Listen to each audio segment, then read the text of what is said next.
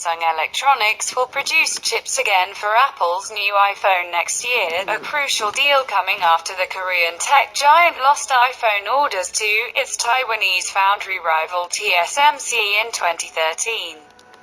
According to news reports on July 18, Samsung recently purchased extreme ultraviolet lithography machines, the most advanced chip manufacturing equipment, to produce 7nm mobile processors solely for iPhone.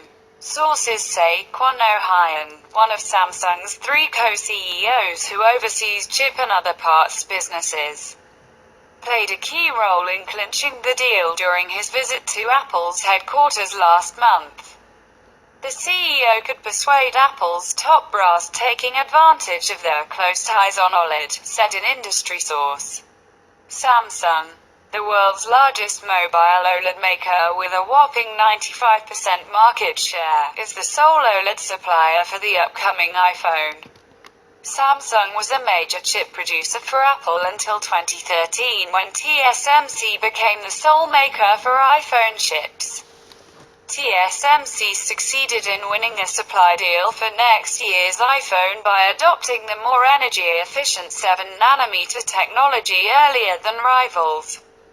The reports say Samsung would share some parts of the iPhone orders next year that have been monopolized by TSMC. Samsung plans to complete its own tests for the new chip-making machines soon and seek final approval from Apple for the chip production. TSMC, the world's #1 foundry firm, took up a 50.6% market share in the global chip foundry sector, with its revenue reaching $28.8 million in 2016, followed by Global Foundry of the US with 9.6%. and Taiwan's UMC with 8.1%, according to market research firm IHS. Samsung held a market share of 8.1% during the same year.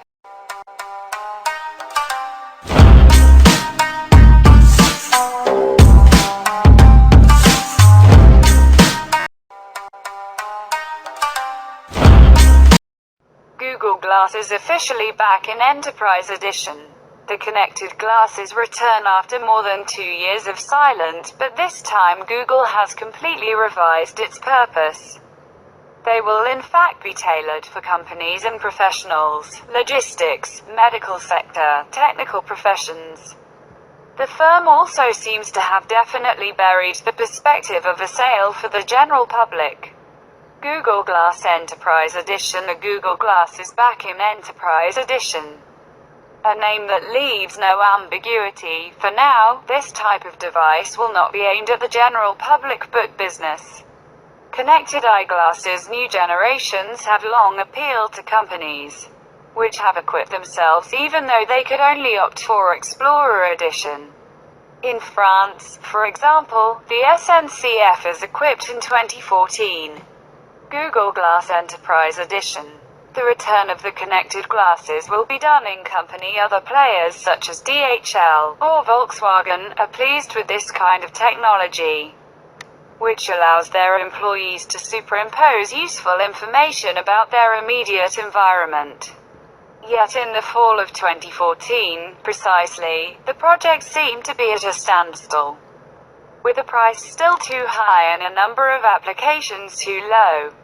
The spectacles also suffered from a rather bad image with a part of the general public, in particular because of the prospect of being filmed without his knowledge.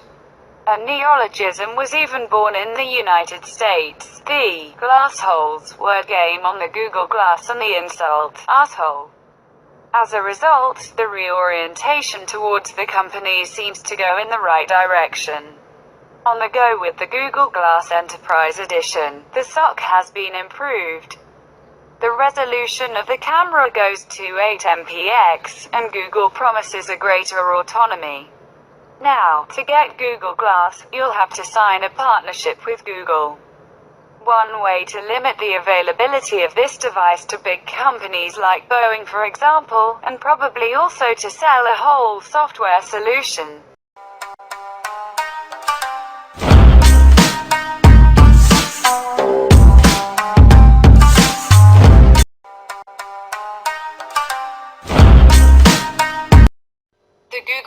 Pixel 2 is probably one of the most anticipated smartphones of this end of the year, in the same way as the iPhone 8 and the Galaxy Note 8. If the XL version of the mobile to the Google OS has recently done talk about her after being unveiled in an exclusive rendering. We had never seen the two smartphones of the American firm side by side. Benjamin Gaskin, known for his breathtaking concepts, has remedied it by designing unpublished renderings to show us what the two flagships might look like. And if we rely on these renderings, the Pixel 2 XL seems well calibrated and could quite compete with the tough competition. Ergonomic, powerful, it would even be wrong not to crack for him. The Google Pixel 2 and its version XL elbow-to-elbow in this exclusive rendering. The Google Pixel 2 and its version XL elbow-to-elbow in this exclusive rendering. Concept. Here, the XL is equipped with a dual front camera and a loudspeaker. Concept. The old rendering revealed the XL identical to the Pixel 2.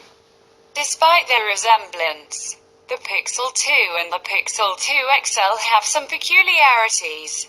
The smallest of the two flagships is not without reminding us the design of the iPhone 8, which recently unveiled colorful concepts in video, while its brother XL evokes us a hybrid between a LG G6 and a Galaxy Note 8.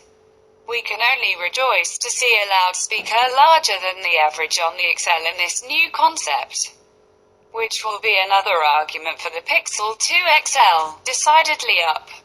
A question arises faced with this design.